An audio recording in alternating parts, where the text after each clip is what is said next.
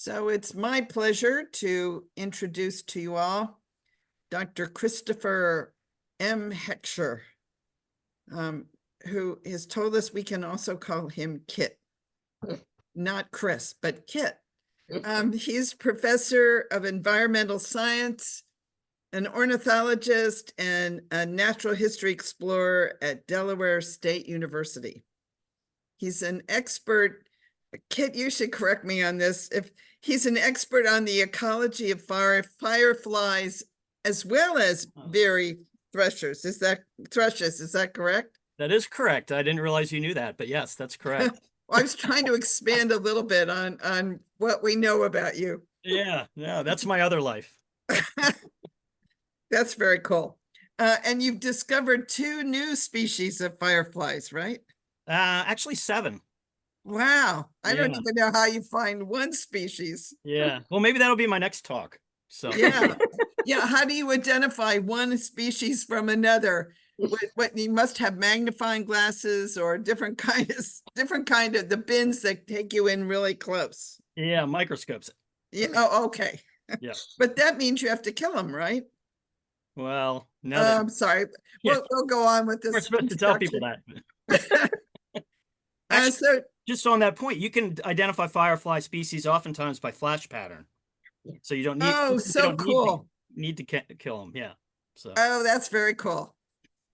So tonight he will discuss his research tracking the timing of Veery thrushes reproduction and migration over 17 years. Maybe it's longer than that now.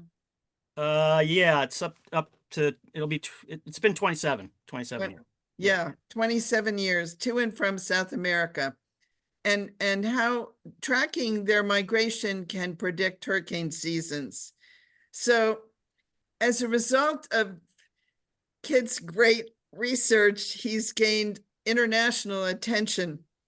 And he's really a pioneer in this field of birds and migration timing and how that might affect weather events like hurricanes.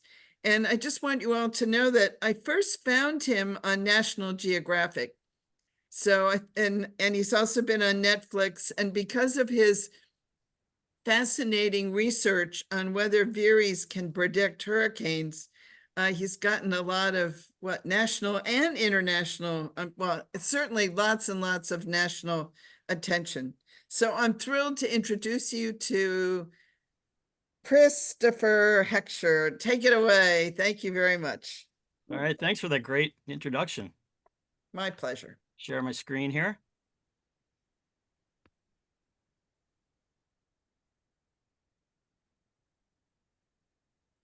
Okay. Is the hurricane moving this time? Yes. Okay, great. We're good to go. Okay. So thanks very much for inviting me to give my talk here. Whoops, I didn't mean to flip the screen so quickly. So the title of my talk is Stormy Seas Ahead. Can Veeries really predict hurricanes? So are they really able to do this, or is this just something that has been kind of twisted around in social media and stuff? So we'll get into this. As was mentioned, the research has gained attention from outlets like National Geographic, the Netflix docuseries Connected had an episode that included this work, and even now it's showing up in poetry, as you can see on the screen. So my screen is blocked on one side. Is that, or no? We can see the whole thing. I think it looks okay. Good to us. Oh, I guess I have to minimize my window here. Oh. I don't know if that worked. We can see the whole thing. Okay. We're good. But I lost it somehow. Click the zoom. Click the right. Do you see the zoom box on your sidebar or wherever your menu is? There's a blue. Huh. Oh, let me stop sharing and then start again, maybe? Yeah, that probably will do it. Okay. Because right now all I'm seeing is your roseate spoonbill. Which is nice to see, but huh. Let me try again here. How about that? Can you see it? Yes. Perfect. Okay. let me do it that way. All right. And I'll see. Uh-oh, you froze. Oh, there you are. Okay. All right. All right, sorry about that. Okay, so yeah, and it's even showing up in poetry, which is kind of nice. But so I want to start by talking about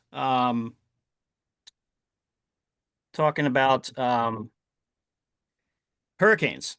So this is Hurricane Milton, I believe, that in 2024 chugged across the Gulf of Mexico, heading in an easterly direction, which is kind of unusual for hurricanes, I understand. Most of them will move from east to west instead of west to east. But anyway, this was a massive, ended up being a Category 5 hurricane in the Gulf. And the date here, the 7th of October 2024, is important, as I'll speak to in a moment.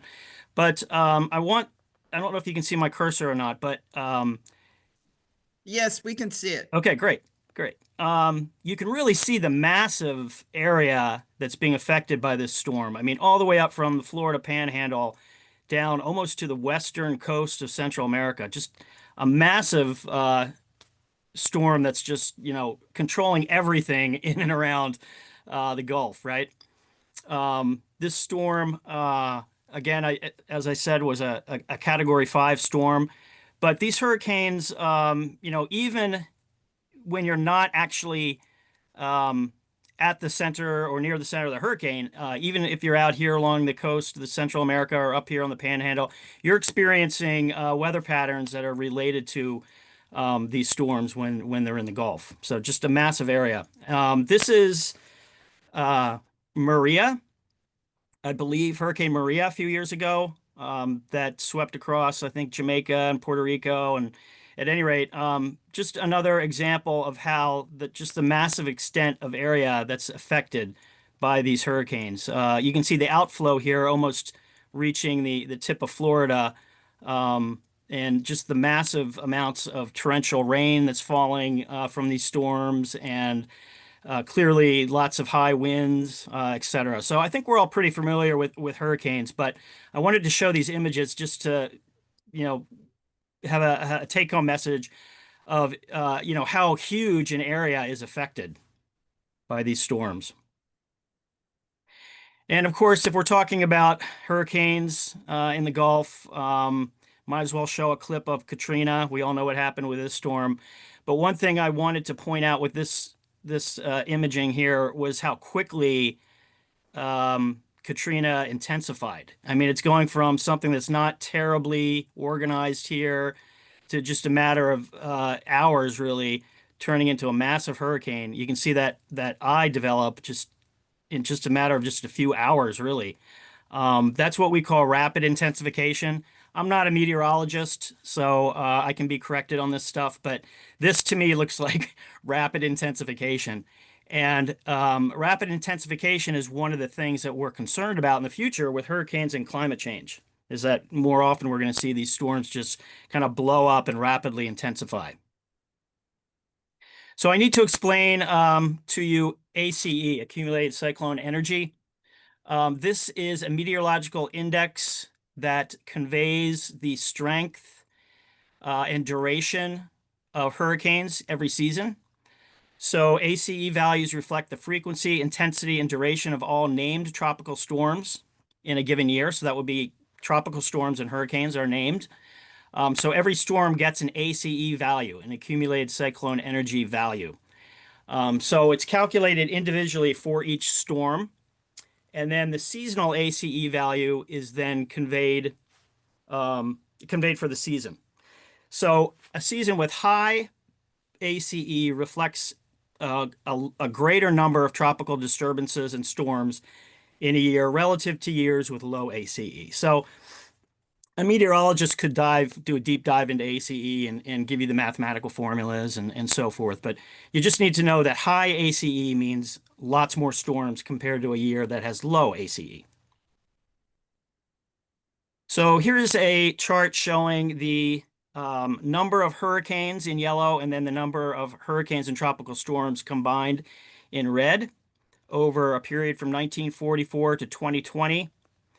And you can see that the hurricane season here on the x-axis, that the peak of hurricane season is really kind of early to mid-August to maybe early November, late October, early November. That's when the majority of these storms occur during hurricane season. Well, what else happens in from mid-August to late October? Well, songbird migration happens.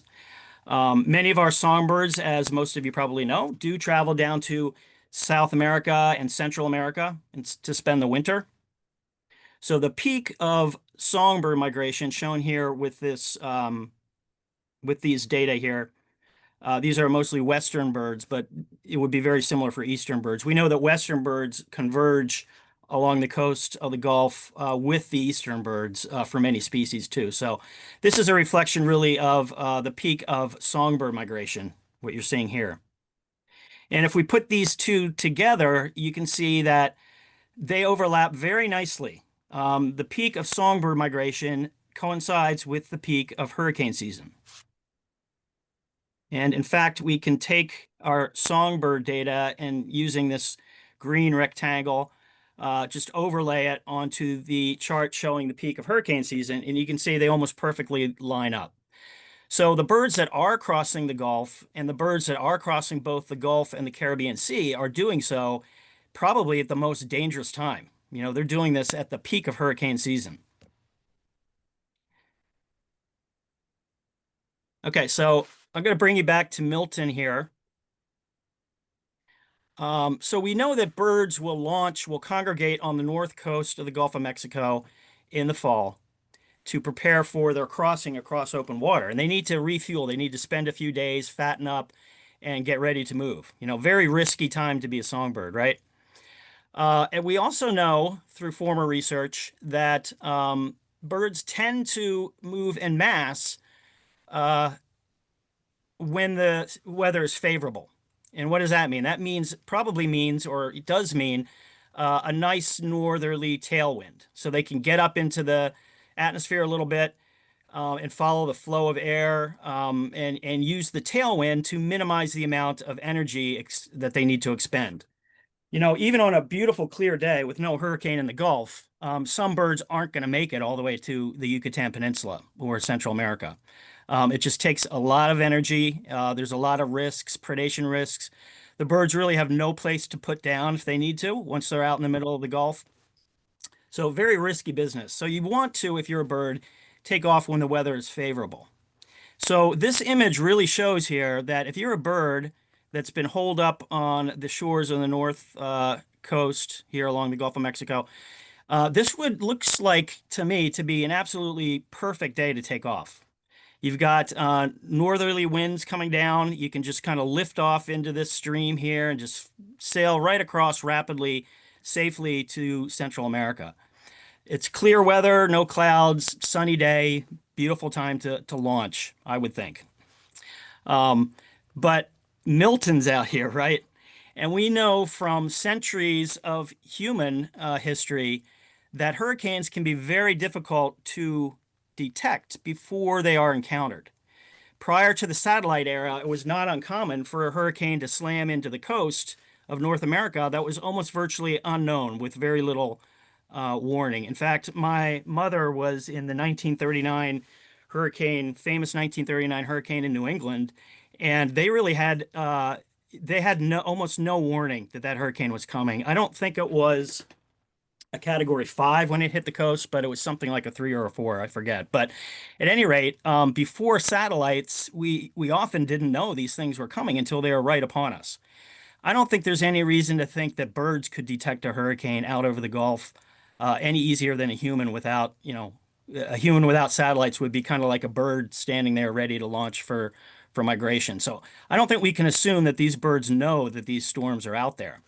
And if you're coming here, if you're coming across the Gulf here and you're taking advantage of this northern circulation, what's going to happen when you're out here and you suddenly realize there's a hurricane and you're in trouble? Well, you can't land anywhere.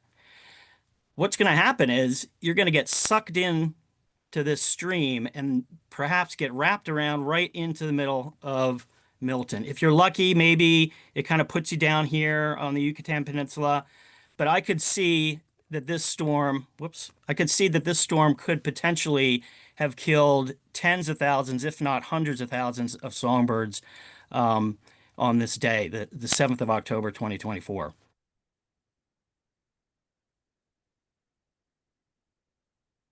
So what evidence do we have that there's mass mortality now that I've showed you Milton and how that looks like, sorry for the cliche, but the perfect storm for these birds to have some real trouble over the Gulf? We don't have we have very little direct evidence that there's mass mortality events associated with these storms. And I think ornithologists, unfortunately, have kind of ignored this because we don't have the data. You're not going to go out on a boat in the middle of a hurricane and go, approach the eye of a hurricane and look for falling warblers. I mean, that doesn't make any sense. Anybody would want to do that, right? There is one historic account of a ship at sea being surprised by a hurricane, and someone on there writing in their journal that they saw birds falling in huge numbers from the sky in the middle of the hurricane. So we know that it's happened at least a few times, but what data do we have to really show here? Well, there is one thesis by John Tooley from Cornell University that reported a 22% decline in spring Gulf migrants in years following increased autumn storm activity along the Gulf or in the Gulf. Unfortunately, this thesis hasn't been published yet because I understand from one of John's committee members there's a glitch in the data that they have to somehow overcome that's proving to be difficult. Hopefully they'll do that and publish the results. But that committee member did convey to me that the numbers really aren't going to change. The point is the same. There's a big decline in spring migrants in years following high storm activity in the Gulf in the fall during the peak of songbird migration. Another really interesting study comes from Dryman et al. In 2019, where they were studying stomach contents in juvenile tiger sharks that they know congregate in the Gulf of Mexico each fall. And they were finding significant numbers of songbirds in the stomachs of these sharks in the fall. And this was a real surprise. They weren't expecting that these sharks were feeding on songbirds. In fact, it's been suggested that this may be the reason they congregate in the Gulf in the first place. This is a pulsed resource that they could potentially be almost dependent upon. So that was really fascinating information, not something expected, but another kind of signal showing that there is very likely mass mortality during the autumn migration, during peak hurricane season. And then one recent study, Watts et al. From Virginia, they tracked whimbrels from North America, and they noticed that whimbrels that encountered large storms during migration at sea stopped prematurely later to refuel. So the ones that didn't encounter the storms would be able to migrate much further than the ones that did. Now, this isn't direct mortality here, but if whimbrels have to stop to refuel after they encounter a storm, you can bet a 15-gram songbird is going to have to do the same thing. And that shows that they're under tremendous stress when they do encounter these storms, and there's probably high mortality just from being exhausted by having to circumnavigate a storm. So there is some indirect evidence that there is some real, very serious mortality happening with these birds in terms of hurricanes during migration. So I'm assuming that most of you don't need an introduction to what a Veery is, but I'll give you a very brief one just in case. Veeries are Nearctic neotropical migrants. So they migrate from temperate and boreal North America breeding grounds all the way down to the Amazon basin in South America. And that's a round trip of about 10,000 kilometers for a lot of these birds. So they are traveling an unbelievable distance for a 30-gram songbird. They do cross both the Gulf and the Caribbean Sea, sometimes nonstop, we know now from our tracking data. Many do go over to Central America and head down through Central America, but a good portion do make the trip all the way across the Gulf and the Caribbean Sea. On the breeding grounds, they're mostly living in forest understory, the same in the wintering grounds. They do winter in the Amazon basin, as I mentioned, and there they are associated with mature but very stunted growth forest. So these forests are on stunted or are on nutrient poor soils, usually white sand forests.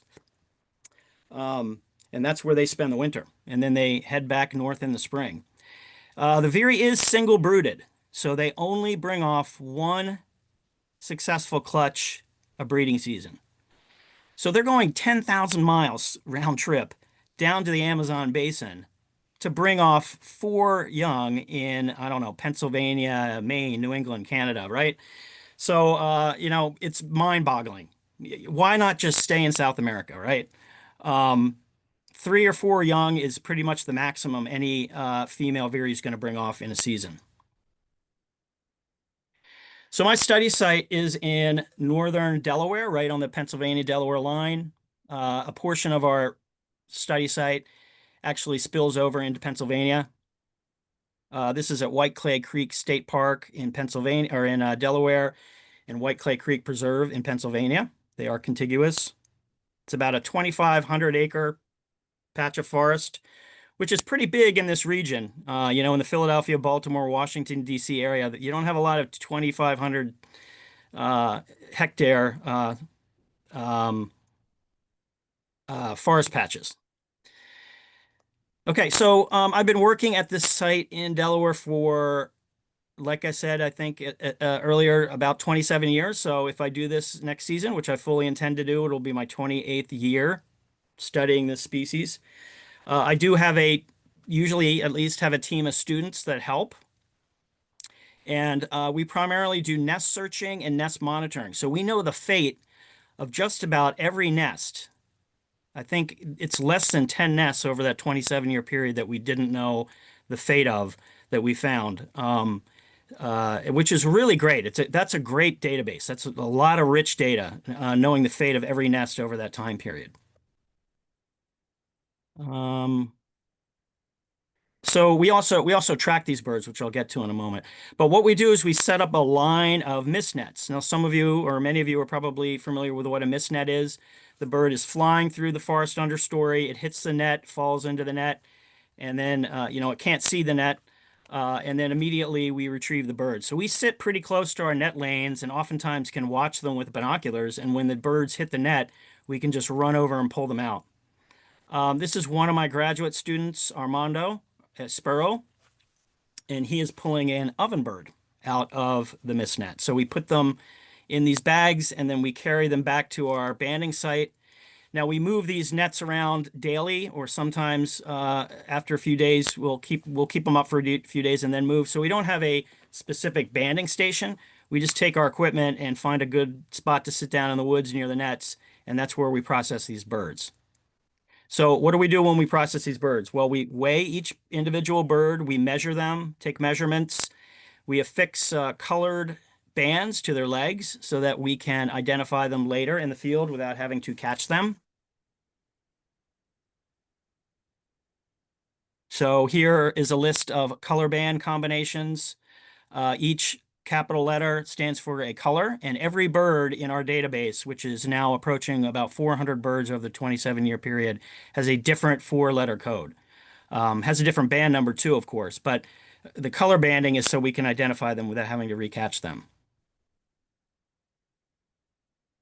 So like I said, we measure them. Armando is here measuring the, it looks like he's looking for molt limits to give an indication of age on this bird. So we do age them, we sex them as well. But you can see the color bands on the legs. Many of you are probably familiar with color bands. This is an image of myself attaching a geolocator to the back of a bird. We use a little back harness and put it on the back of the bird. So here is a geolocator on the left and a GPS logger on the right. Lately, I've been more involved in using GPS loggers. That technology is now available, so I'm taking advantage of it. But for many years, we were using geolocators as well. 2 different ways of tracking the birds. Now, the complicating factor here is that you have to catch the bird the following year to get the unit back and get any data, because all it does is log the data, it doesn't transmit it. So you have to re-find the individual bird, which is extremely helpful if it's color banded, right? Catch that bird and then take the unit off the bird the following year to get your data. So here is one of our males. He's delivering food to a nest and he's looking great. He's got his colored leg bands on, 2 reds on the right leg. You can see the geolocator stalk right here in the sunlight. He's actually got his right leg tucked underneath his belly, which Veeries often do when they stand still for a few moments. And he's just watching us, hoping that we're going to leave so he can go feed his young. But looking very healthy and doesn't seem to have any adverse effects from the geolocator or the bands. Okay, so now if we have tracking data and we have nest information on nest sites and nesting in individual birds, that's a really strong database, right? So we started to look at our data a few years ago, and this is one of the things that we found out that's pertinent for our hurricane discussion. Clutch completion date is here on the y-axis, sorry. And then the date into South America is on the x-axis. And you can see that as clutch completion date goes deeper into the summer, those birds that are nesting later in the summer are arriving in South America later. So Veeries only bring off 1 clutch, full clutch, successful clutch a year. I mentioned that.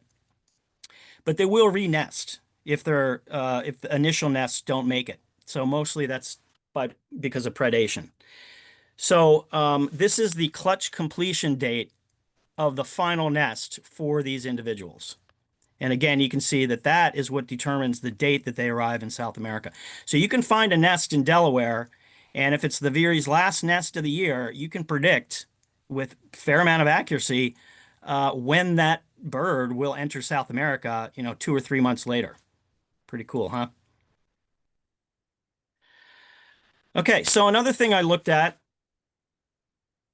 have looked at with the data, I wanted to know if knowing the relationship between clutch completion date and entry into South America, I wanted to know if there was a cost to unsuccessful birds. So in any population, not all individuals are going to be successful.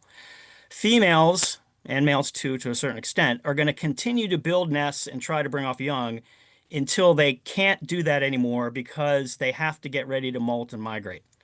So that means there's a threshold out there where the survival of the individual becomes more important than contributing to the next generation. Don't really have a good handle on that threshold, but that presumably is what happens. There's no reproductive theory predicts that you need to keep trying to have young until you can't do it anymore, until it becomes too costly to do it. So this again shows that females on the right here, successful females enter South America earlier than unsuccessful females that did not bring off a successful clutch. Same thing with arriving at their winter site. Because, lots of people don't think about this, but once the bird enters South America, the Veeries still have another 40 days before they can make it to the southern Amazon basin. The males, however, showed no difference. The successful males were not arriving in South America any earlier than unsuccessful. That there's not a significant difference there. Same thing with arrival at their winter site. That is because we found out that males will often abandon late nesting attempts. So if they have a female that is on their, say, 4th, 5th nest, and you're already into mid to late June, the males are going to abandon them. They're going to stop caring for the young. They could be feeding one day, and the next day they're not feeding the nestlings again. They need to go to molt, and they need to go to migration. They need to get ready for migration. Unfortunately for the females, they have to continue to bring off the young. And the reason for that is we found that males can sire more than 4 young in a year because they can mate with multiple females and produce 4, 5, 6, 7, maybe if you're a dominant male, 8 or more young in a year. Females are restricted to 4 in a year. They can only give birth to 4 eggs, right? So we call this sexual conflict. There's a difference in the demands on the male versus the demands on the female. The males can raise young and take off early. The females can't do that. So as I mentioned, there appears to be a threshold whereby it becomes more advantageous to stop breeding to maximize adult survival probability. And that's really the basis for this single brooded behavior. This is why these birds are single brooded, because they have a limit to how long they can uh, nest, that how long they can raise young. They don't have, in other words, they don't have the time to bring off 2 broods in a year. Veeries don't. Okay, so summarize what I've just presented. So clutch completion date of last nest predicts entry into South America. Females incur a cost to late nesting. They arrive later in South America when they nest later in the year. There's no difference in arrival for males, whether they are successful or unsuccessful. And males often abandon late season nests. And we also believe that there's an occurrence of a breeding threshold where at some point in the late summer, the birds shut it down, whether or not they brought off young at all. Okay, so that data I published in a paper in 2017 with some of my students. My students and I published a paper in, at the time it was the AUK, which is now Ornithology, Journal of Ornithology. And I noticed about this time period something peculiar in my population, that some of these birds in some years were stopping nesting at a different time than they would in another year. So, for example, say in 2019, female LGOX failed on 3 nesting attempts and shut down by June 15th. And she didn't attempt another nest that we were aware of. Same with some other females in the population.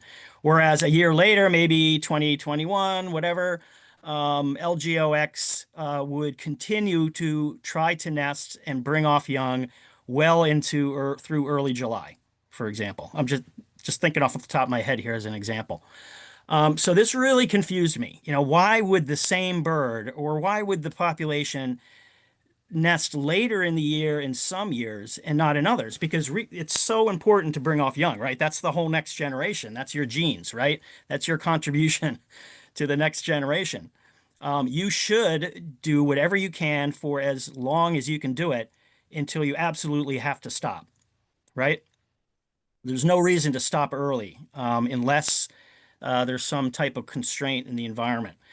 So I spent a long time thinking about this. It wasn't really a focus of my study. It was kind of like when I'm eating my lunch on a log in the woods, I'd start to think about it. But it really did confuse me. It nagged at me. What's going on? Why sometimes are these birds shutting down 2, maybe even 3 weeks earlier than they would the following year or the prior year? Again, I spent a long time thinking about this. I assumed that it was something terrible that was happening. You know, the first thing that came to mind you jump to is like climate change. Well, the summers are getting hotter, so the birds can't nest as long because it's too hot for the eggs to develop, or there's not enough food in 2021 compared to 2020. And I thought, you know, my population's doomed. There's something horrible going on. It's a harbinger of terrible things to come. You know, climate change is catching up to these birds. We are on the very southern edge of the Veery's nesting range. Maybe that's what it is. And nothing really fit. So I'd look at data and realize we had a cool, wet spring one year, and the birds nested late in the season. Maybe the next year it was very hot, and they still nested later. And then in the 3rd year, it was hot again, and they stopped breeding early. There didn't seem to be any pattern to what was going on. I couldn't figure it out. Now, I wasn't doing a deep dive into this. I was just kind of looking at average temperatures over time and remembering we had a very cool, wet spring or whatever. But it did start to nag on me, and I had no explanation for what was going on. All of a sudden, it occurred to me to flip around the question, and I asked myself, what might be the advantage to ending a breeding season early? Maybe this is a good thing for the birds. And it was at that point that this just kind of all came together, once I kind of flipped the question around. So birds that end the breeding season early, I knew from our 2017 paper, will enter South America earlier. So in thinking in terms of why are they stopping to breed earlier, I was asking myself at that point, what's the advantage? Well, they can enter South America earlier. Well, why would that be an advantage? So I was trying to think of reasons why changing the migratory timing might be an advantage. And it just occurred to me out of the blue, kind of hit me, sideswiped me. Maybe it's hurricanes.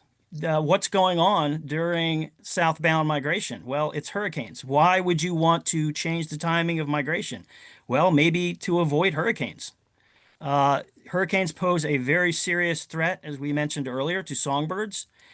I can't think of a more important immediate threat to songbirds that have to travel across both the Caribbean Sea and the Gulf of Mexico during the fall migration. So I decided to just look at my data in relation to hurricanes, look at clutch completion date, clutch initiation dates in relation to hurricanes the following fall.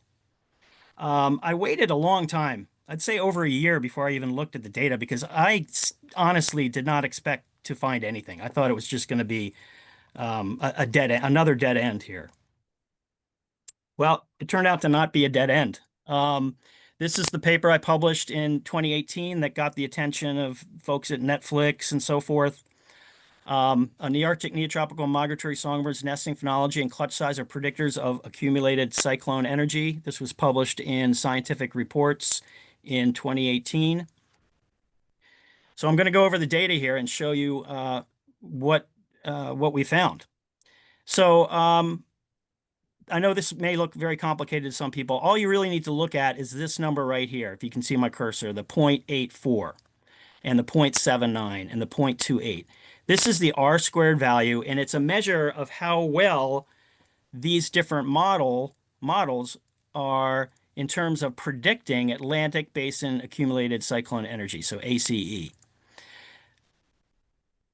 This number, 0.84, is incredibly high. A perfect prediction would be 0.1. And 0.84 is off the charts, unbelievably high, especially in animal behavior. Animal behavior is very variable. It's dependent on so many factors like temperature, environment, whatever. A 0.28 relationship in animal behavior is considered quite high. To get to 0.84 is just unbelievable. And this chart here is showing that if you combine the clutch initiation date and the mean clutch size together, you get a 0.84 R squared value for the prediction of accumulated cyclone energy in the following fall, so before it happens. So to look at this a little more graphically, we have accumulated cyclone energy on this axis and mean clutch initiation date. You can see as accumulated cyclone energy decreases, so years with less storms in the Gulf of Mexico and the Caribbean Sea, the mean clutch initiation date goes up. So in other words, the birds are nesting later into the year when you have a year with less hurricanes. Same thing with mean clutch size. So the average clutch size in the so this is of the population, the average clutch size. So each of these are averages for a different year. As mean clutch size or as ACE goes up, mean clutch size also goes up. So in years with lots of storms, you're getting a higher average clutch size in the Veery population. And it shows there the predictive ability of these two independent predictors. These are two independent measurements. Clutch initiation date really has nothing much to do with clutch size. They're two independent. They're not correlated highly. Okay, so this is what got everybody super excited. It was kind of, I didn't expect this, but folks just love this. The media just loved this. If you take May and June clutch initiation and correlate it with the number of major hurricanes the following season, so we're not talking about ACE anymore, we're talking about something totally different. The number of major hurricanes, so say 2, 3, 5 the following season, the clutch initiation date of Veeries in May and June has a correlation coefficient of 0.55. So a perfect predictive relationship would be 1. 0.55 is pretty high. That's pretty good. You can think of that as, 55% of the time. A statistician probably wouldn't like me saying this because it's little bit more complicated than this, but you can sort of think of it as 55% of the time, you can accurately predict the number of major hurricanes by just looking at the May and June clutch initiation date of Veeries. Same thing with average clutch size, 0.52, almost the same. If you look down here, if we take NOAA's prediction in May and June of the number of hurricanes, Colorado State University, another independent research outlet for predicting major hurricanes every year, and tropical storm risks, their R values, their correlation coefficients are no higher than 0.45. So this is telling us that the Veeries are actually a better predictor of the number of hurricanes than these very complex meteorological models that NOAA and some others are using. Now, to be totally fair to these guys down here, as you get closer to the peak of hurricane season, that number does rise quite a bit. So, but what we compare to here is what the birds are doing at the same time that the meteorologists are trying to make their predictions. And it's showing us that the Veeries outperform the meteorologists here.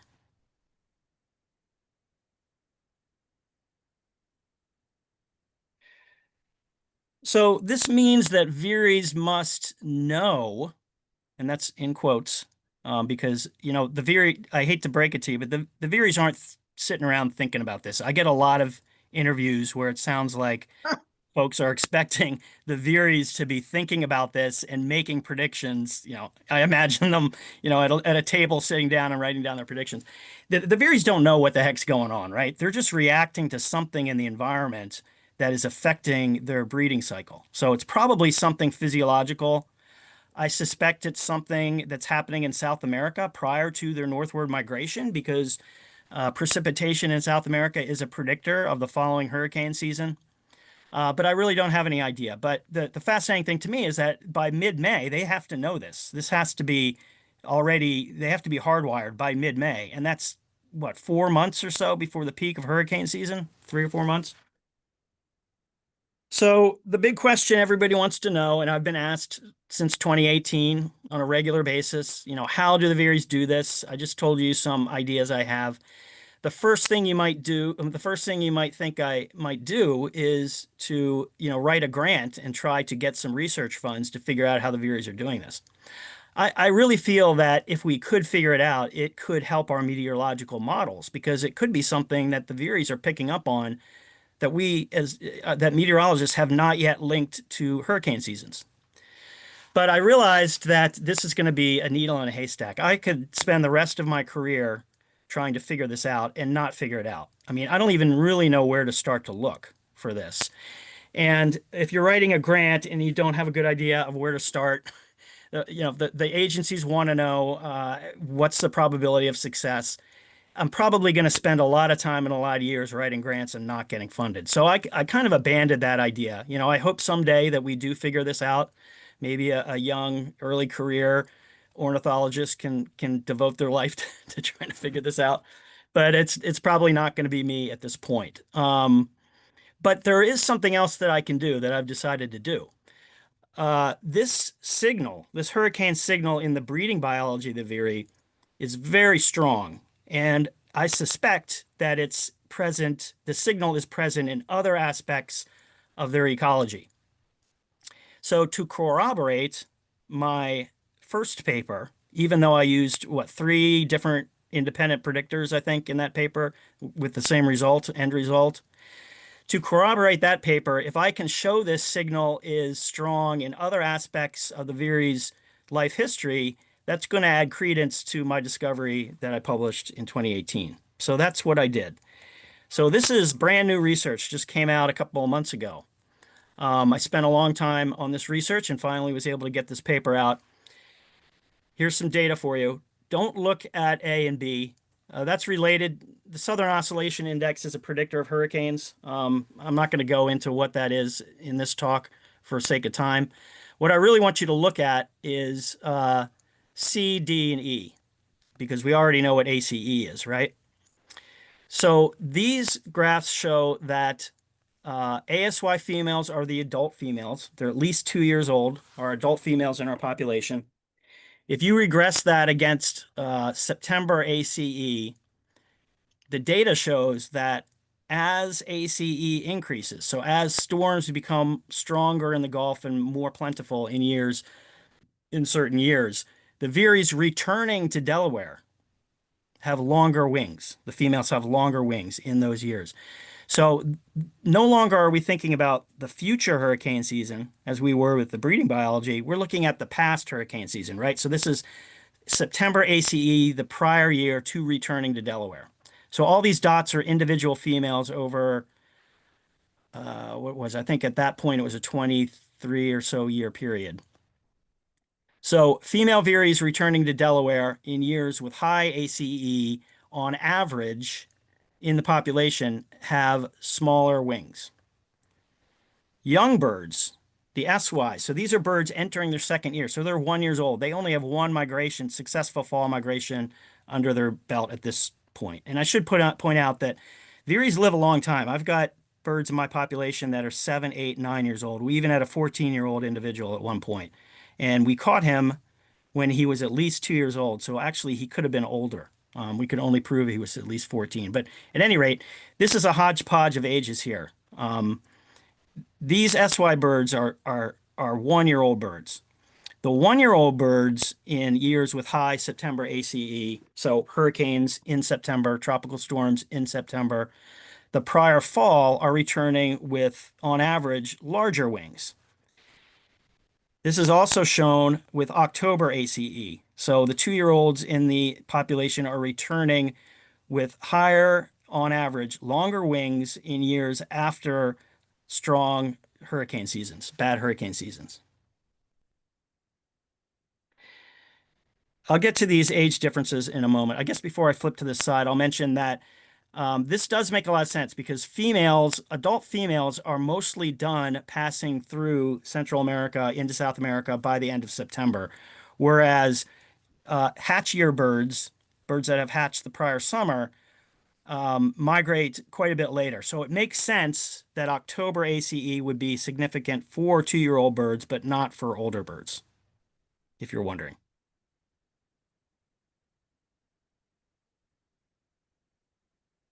Okay. Some more data here for you. Again, September ACE. So ASY female scale body mass. So this is adult female's physical condition. So it's a scaled body mass. So sex really doesn't matter here. You can compare males to females. Males are larger than females, but when you scale it, you're adjusting for that. So this is an index to the physical condition of the bird. So as hurricanes get worse, so if we have a year with a lot of bad hurricanes in September, females are returning in poorer condition the following spring to Delaware. The opposite, again, same kind of results here for the young birds. In years following higher September ACE, the second year female birds are returning in, on average, better physical condition. Now, again, the first thing you want to know is why are these trends opposite? My answer to that, I think, is pretty simple, and I think it makes a lot of sense. These birds, the adult birds, like I said, may have migrated many times by the time we have this data point. They're experienced birds. They have made it over and over again. So they probably are much more adapted to the ability to circumnavigate a storm successfully, to not take off if there's a tropical storm in the area, et cetera, et cetera. They're more experienced. They know what routes they can take. They've been doing it now for many years, whereas the younger birds are in the first year, the first time migrating. And what this shows me here, what this tells me here is that it's not that the young birds are in better condition in years following high September ACE because there's an advantage, there's some advantage to having a lot of hurricanes. It's that the ones that weren't in good physical condition, lower physical condition, didn't return, probably because there were a lot more storms. So that will make the average go up here.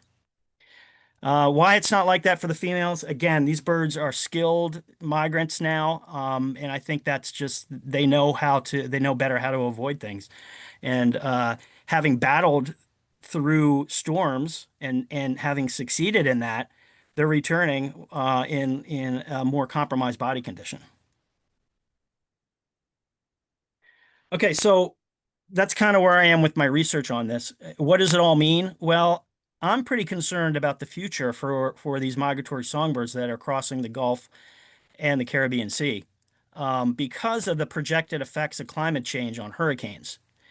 Now, there is disagreement, full disclosure, there's disagreement in the meteorological community about how hurricane seasons are going to change with increasing climate change.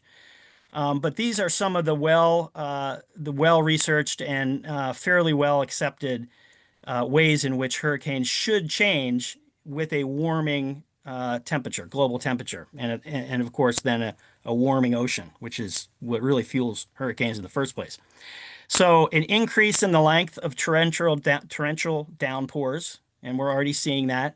An increase in average wind speed over time. An increase in the frequency of severe storms and hurricanes, which we have seen some of that, but again, that is a more of a controversial thing, but seems like that could happen. And then rapid intensification, which I showed you with the Katrina video, and then slower translation speed. And it's these two that really would worry me the most, to be honest. That rapid intensification, that could be just absolutely lethal, as we saw with the video of Milton. You know, if you have rapid intensification, as we did in the video with Katrina as well, that could happen almost overnight. And if you're a bird that's taking 12 hours to cross the Gulf of Mexico nonstop flying, or longer, the Gulf of Mexico and Caribbean Sea, you could be well away from any point where you could put down, and you've got rapid intensification heading right into a storm that is, you know, much more intense than it was just a few hours earlier. So those are the two that scare me the most in terms of what effect this could have on songbirds. I'm convinced that there is massive mortality related to many of these storms when they're in the Gulf. The data I showed you with the sharks and the radar and the whimbrels supports that idea. The fact that we're seeing strong selection for Veery body condition and wing length shows that there is undoubtedly, in my mind, a high degree of mortality going on. If I can detect that signal in a single population in Delaware, it's going on. You know, if I were to go out to British Columbia and take these data, I think you'd find the same thing. So it's happening, you know, species wide, probably, I would guess. So these are the two things that worry me the most in terms of the future for songbirds crossing the Gulf and the Caribbean Sea is rapid intensification and slower translation speed. So that is the end of my talk. I do want to thank the many graduate students and volunteers. I can't list them all here, but I have most of my graduate students that helped out on the project listed on the bottom. I did get some limited funding from NOAA that we used for some of this research, and some generous grants from my university. And I'd be happy to take any questions now. Wow. This is really, really fascinating. Well, thanks. I hope you enjoyed it. Very, very interesting. And before we even take questions, especially as not being, as personally only being a citizen scientist, or even if we're just interested, committed birders to learning more, this is a great view of how you do your research and how you work to get a conclusion and how it can help all of us. So yeah, thanks. I think I think it's important to convey to people that you know, it took me a really long time to figure this out. yeah, In hindsight, it seems like, why didn't I think of this first thing, right? But you just don't. I just didn't expect it, and I thought that was kind of interesting, kind of a beneficial thing to add to the narrative. So I'm glad to hear you say that. Thanks. yeah. Oh, I found that very helpful. Having dealt with these questions as a rank amateur, as I told you, because swallowtail kites, which aren't songbirds, but and indeed are bigger birds, but they also go and do very similar things and seem to head out at different times depending on whether there are going to be hurricanes or not. So Yeah, and I think we often jump to the conclusion that when we see a change that it's bad for the negative, which is exactly what I was guilty of. But actually, this is a good thing. It's a good thing that they know how to at least minimize the chance of mortality. So, right. yeah. The question we have, one person asked, were the tiger sharks dead already when I checked their stomach contents? So I think they can check them without killing them. I think they can flush their stomach out. Um, that's not my area of research, but I think the first time it was discovered was that they were studying a shark. They brought it onto a boat, and it just regurgitated a bunch of feathers and bird bones, which took them by surprise. But I'm not, I'm not. I haven't talked to those researchers. I probably should, but I haven't. But I think that's what happened. Yeah, I found it interesting that the year after a lot of her storms, that there's less birds coming down because so many likely perished in the storm, because we are anecdotally, I've been hearing bird counts feel down, or they're not stopping over as much. We couldn't decide if it was because it was real. We're very drought ridden right now. It's very dry. So we too are like sitting here going, what's going on? But maybe it was that we had 3 hurricanes last year that really impacted this area. And the Including birds that were going this way were significantly impacted, it maybe has nothing to do with a drought or whatever it may be. And this year we have not had any hurricanes or even Even a tropical storm. nominal tropical storms. Yeah. So what is the prediction that you have? Do you have predictions for how far? I mean, I'm trying to think back to your research. Do you have a prediction for next year, or is that too early? I'm sorry, I'm so rank at amateur at following your statistics. So the prediction is made at the end of the breeding season. So that's when I can get the average clutch completion date. That date's really important. Right. So you have that. So I have to wait this until year. they all end their clutches to make the prediction. So So is that you- like June, July? So you have that one for this year, right? So I do. Actually, I never calculated it. Haven't run the data. Should have anticipated that question, but the hurricane season's coming to an end pretty soon here anyway. Yeah. Yeah, it is. So, but I will tell you that after I published my paper, the following 5 years, 4 of the 5 years, the Veeries beat the NOAA scientists again. Yeah. It's not going to be correct every year, but 4 out of 5 since 2018, that's pretty good. So That's awesome. We need like a Groundhog Day rating for Veery thrushes on hurricane season, like a little date of completion of clutch. Yeah. When I don't really do Twitter anymore or X, but people would anticipate my prediction and they would start sending me tweets like, oh, is it coming? Is it coming? Is it coming? I don't use X much anymore. So you can find me on there. Occasionally I post, but that was a thing for a few years. So That's awesome. So, Anjun Zhu wants to know, have you asked other researchers to confirm your findings using the data of other migrating birds? I presume other migrating bird species. I had that same question. yeah, I get that question a lot.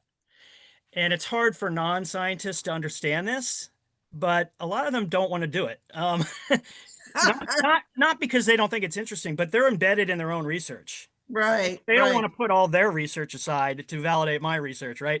So they've got grant deadlines. They're embedded in their own data.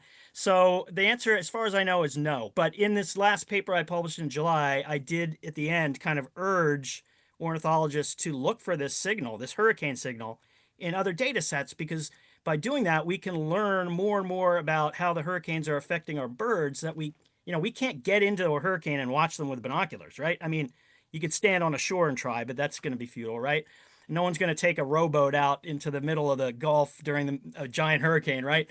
So, but I think if we can find the signal in other data sets, it will give us more insight to what's happening to the birds during hurricanes. So, and these things also take a long time to catch on. Yeah, So, Dr. Heckscher, as a professional, what is your speculation that you would find if you could look at other songbird or maybe even swallowtail kites? Or I get, and I'm wondering what you get, that you'd find there is that other species also can predict it based on accumulated data over time. Well, you would think so. I feel pretty strongly that I didn't want to do too deep a dive into this just for the time constraint here, but I think the fact that the Veeries are single brooded is really super important. So if I was Yeah. going to pick another bird to look for this signal, I'd want to pick a single brooded bird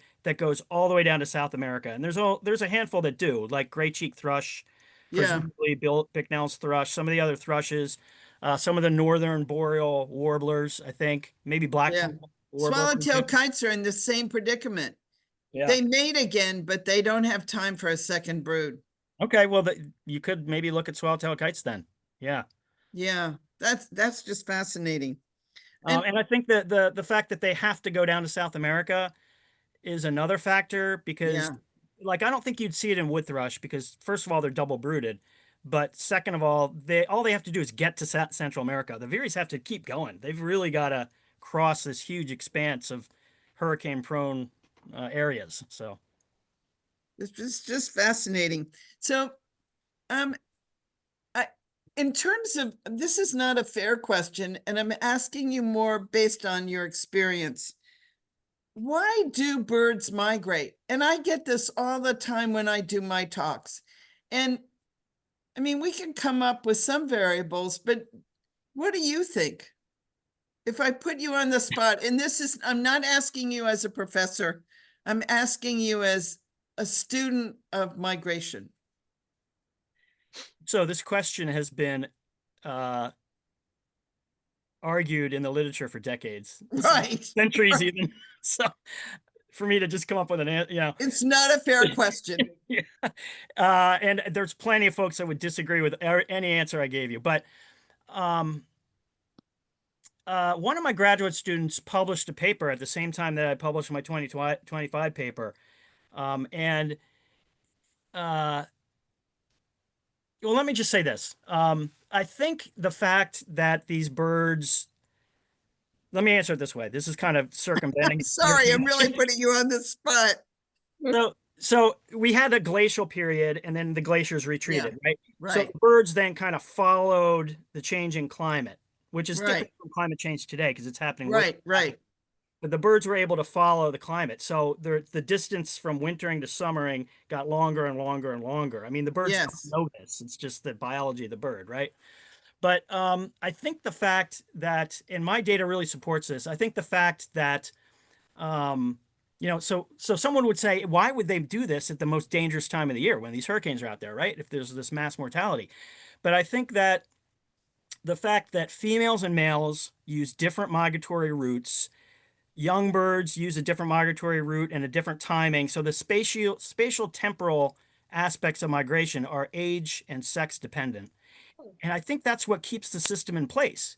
Because in one year, if you have a lot of hurricanes that slam into the Central America, say, maybe all the young HY birds, you get huge mortality in young birds. If you have another year where the storms are more out towards the Atlantic, maybe that takes a hit for the older females, for example. So the fact that there's every year is different, all hurricane seasons are different, and you've got the birds moving through different areas within the same species, that kind of keeps the populations alive because you're never going to get a hit across every age group and sex group, if you understand what I'm saying.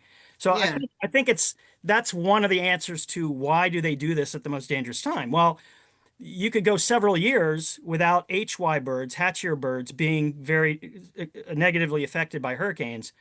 And then you could go several years where females are less affected than males. So I think that's what keeps it in place, is that balance between the spatiotemporal aspects of the males versus the females, the older birds versus the younger birds.